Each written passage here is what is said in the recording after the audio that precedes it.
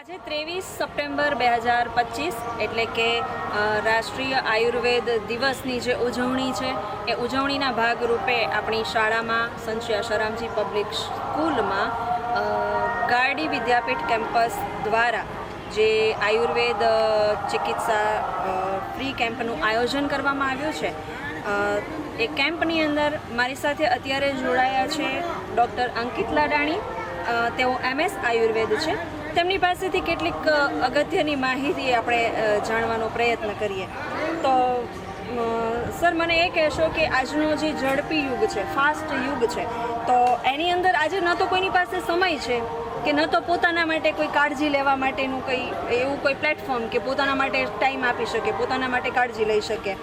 તો આમ જોવા જઈએ તો આપણો એક પગ ઘરમાં હોય છે ને એક પગ દવાખાનામાં હોય છે. લોકો રોજબરોજ માંદા હોય છે. તો આવા સમયમાં આપણે લોકોને કઈ રીતે માર્ગદર્શન આપી શકીએ કે ભાઈ આપણું ખાનપાન કેવું હોવું જોઈએ, આપણે આપણા સ્વાસ્થ્યની કાળજી કઈ રીતે લઈ શકીએ અને આપણી ઇમ્યુનિટી એટલે કે રોગપ્રતિકારક શક્તિ કઈ રીતે જળવાઈ રહે અને કઈ રીતે આપણે રોગોથી બચી શકીએ, એના વિશે થોડીક માહિતી આપશો? જો આપણે રોગપ્રતિકારક શક્તિની વાત કરવામાં આવે તો આપણે સંહિતાઓને સમજવાની જરૂર છે. ઓલરેડી આયુર્વેદની જે સંહિતાઓ છે, આચાર્ય ચરક, આચાર્ય સુશ્રુત, આચાર્ય વાઘભટ્ટે બધું બહુ ડિટેલમાં ડિસ્ક્રિપ્શન આપેલું છે. જે તે સ્પેસિફિક ઋતુની અંદર આપણો આહાર વિહાર કેવો હોવો જોઈએ, આપણે શું શું વસ્તુ કરવું, શું શું વસ્તુ ના કરવું, સાથે આપણે જ્યારે સવારથી ઉઠીએ ત્યારથી રાત્રે સૂઈએ ત્યાં સુધી આખી આપણી દિનચર્યા કેવી હોવી જોઈએ અને એ જ દિનચર્યામાં કઈ કઈ જે પ્રોસિજર છે, કઈ કઈ ક્રિયા છે, એટલે કે સ્વસ્થ વ્યક્તિ છે એના સ્વાસ્થ્યની રક્ષા પણ થાય અને જે આતુર વ્યક્તિ છે, જે રોગી છે, એ પણ સ્વસ્થ થઈ શકે. જસ્ટ કોઈ બી મેડિસિન વિના ફક્ત એ પ્રોસિજરને ફોલો કરવામાં આવે તો એના દ્વારા પણ એ વસ્તુ થઈ શકે. તો ઇમ્યુનિટી વધારવા માટે તો જે દિનચર્યા, ઋતુચર્યા વગેરે જે આપેલું છે એને જો પ્રોપરલી ફોલો કરવામાં આવે તો કોઈ વ્યક્તિ છે એ બીમાર જ નહીં પડે.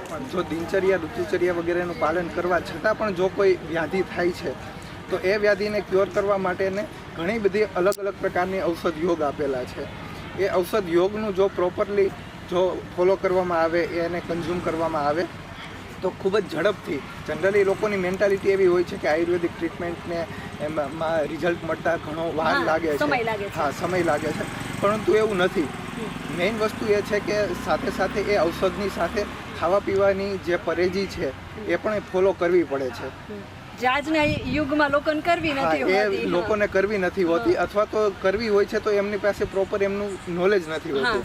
હા, કોઈ ભાઈ આયુર્વેદિક ચિકિત્સકને ત્યાં તમે જો ટ્રીટમેન્ટ લેવા જાઓ તો એ દવાની સાથે એ પરેજી પણ સમજાવતા હોય છે અને એ જે સમજાવેલી પરેજી હોય છે જો એને ફોલો કરવામાં આવે તો એલોપેથી જે મેડિસિન હોય એની જેમ જ ખૂબ જ ઝડપથી એમાં રિઝલ્ટ મળતું હોય છે.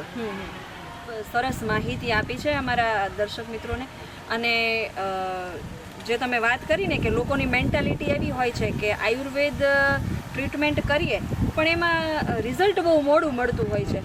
પણ એક વસ્તુ આપણે ગુજરાતીમાં કહેવાય છે કે નહીં મામો કરતાં કાણો મામો શું ખોટો, પણ ખરેખર એવું નથી હોતું.